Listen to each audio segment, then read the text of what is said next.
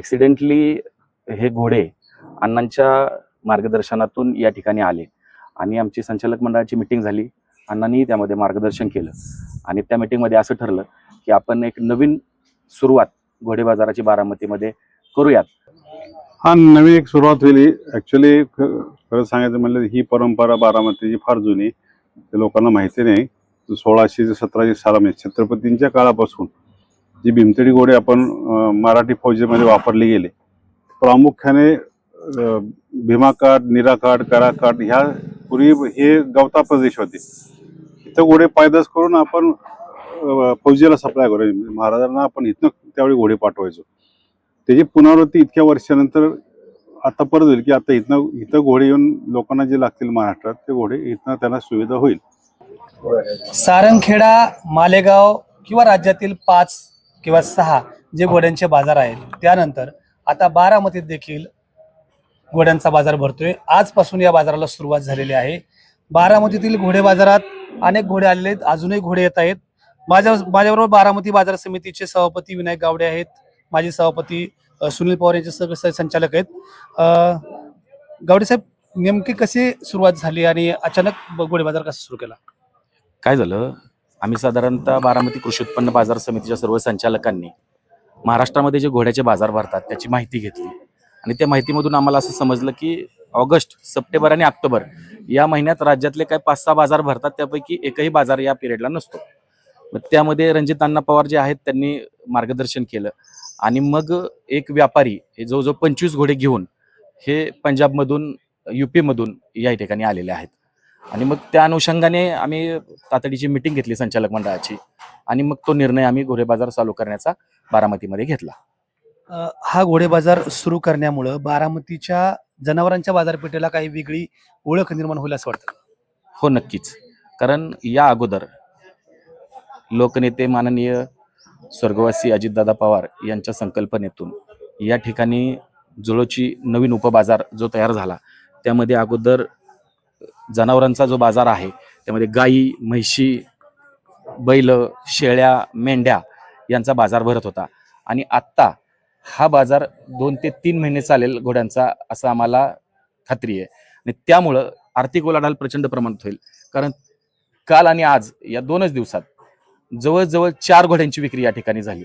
त्यामध्ये 8 घोड्यांची विक्री झाली आणि त्यामध्ये हायेस्ट 4,65,000चा सगळ्यात जास्त किमतीचा घोडा या ठिकाणी विकला गेला आणि एक बछडा, म्हणजे जो काही छोटं 3.5 महिन्याचा जो बछडा असतो तो साधारणतः 1,55,000ला, म्हणजे त्या दरम्यान सगळे व्यवहार झाले आणि त्यातून आमच्या बाजार समितीला 1.2% सेस हा नियमाप्रमाणे मिळणार आहे.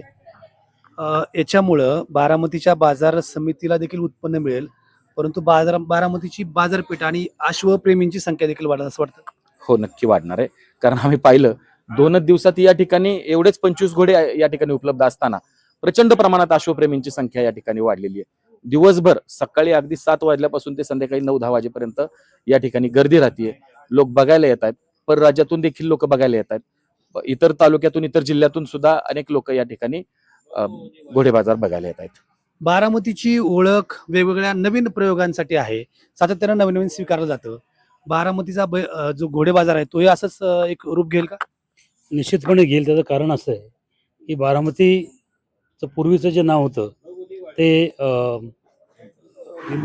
भीमथडी आणि भीमथडी नावाची जी घोडी आहे ज्या जातीची, ती भीमथडी जातीची घोडी जी आहे त्या घोड्यांचं ओरिजिन बारामती आहे. मात्र काल परत्वे थोडंसं आपल्या इथून त्याची संख्या कमी झाली, परंतु महाराष्ट्रात नव्हे तर देशात अनेक ठिकाणी ते ब्रीड गेलेलं आहे आणि या माध्यमातून पुन्हा एकदा बारामतीमध्ये ते ब्रीड आणून त्या पद्धतीनं आत्तासुद्धा आपल्या इकडं आत्ताच त्यांचं नाव इथं नामोल्लेख केला. ते आमचे मार्गदर्शक आदरणीय रणजित अण्णा पवार त्यांच्याकडं जवळपास 30 ते 35 आता ही जी घोडी आहेत ही त्यांच्याकडे बघायला मिळतात आणि ते जे ब्रीड आहे ते आगळ्या वेगळ्या पद्धतीचं आहे. त्यांनी त्याचं नामांकन पण करून घेतलेलं आहे. त्याचं जे काही जिओग्राफिकल आयडेंटिफिकेशन आहे ते पण ते करण्याच्या दृष्टीनं ते प्रयत्न करत आहेत आणि या दृष्टीनं बारामतीमध्ये असलेली जी मूळची जी जात आहे ती जात पुन्हा आपल्या इथं डेव्हलप करण्याच्या दृष्टीनं भीमथडी या वाहनाला इथून पुढे महत्त्व देणं आणि त्या दृष्टीनं त्याला बारामतीची जी पहिली जी नाळ आहे ती त्या निमित्तानं पुन्हा अधोरेखित करणं, या दृष्टीनं हा नवीन व्यवसाय जो आहे याच्याकडे आपलं लक्ष निश्चितपणे केंद्रित होऊ शकतं. रणजित अण्णा पवार ज्यांच्या माध्यमातून हाही घोडे बाजार सुरू केला आणि बारामतीची भीमथडीची घोडी जी आहे त्याला राष्ट्रीय दर्जा प्राप्त करून घेण्यामध्ये रणजित अण्णांनी योगदान दिलं. रणजित अण्णा सुद्धा या संदर्भात काय म्हणालेत ते आपण ऐकूयात. हा नवीन एक सुरुवात होईल. ऍक्च्युली खरं सांगायचं म्हणलं ही परंपरा बारामतीची फार जुनी, ते लोकांना माहिती नाही. 1600 ते 1700 सालामध्ये छत्रपतींच्या काळापासून जी भीमथडी घोडे आपण मराठी फौजेमध्ये वापरली गेली, प्रामुख्याने भीमाकाठ, निराकाठ, कराकाठ ह्या पूर्वी हे गवता प्रदेश होते. इथं घोडे पायदास करून आपण फौजेला सप्लाय करायचो. महाराजांना आपण इथनं त्यावेळी घोडे पाठवायचो.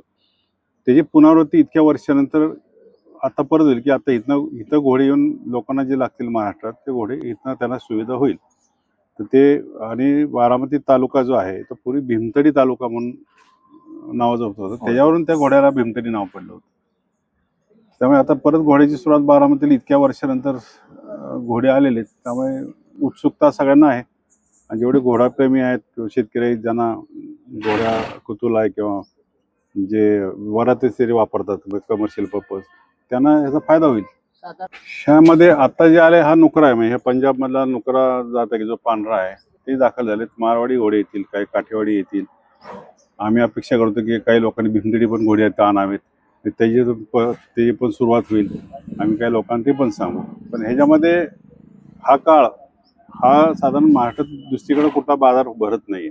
सुरुवातीचा काळ आहे. त्यानंतर अकलूज चांगला भरतो, माळेगाव आहे, परत त्यानंतर सारंगखेडा आहे, पंढरपूर. तर त्याच्या आधी जो वेळ राहतो त्यामध्ये हे घोडे इथं राहतील.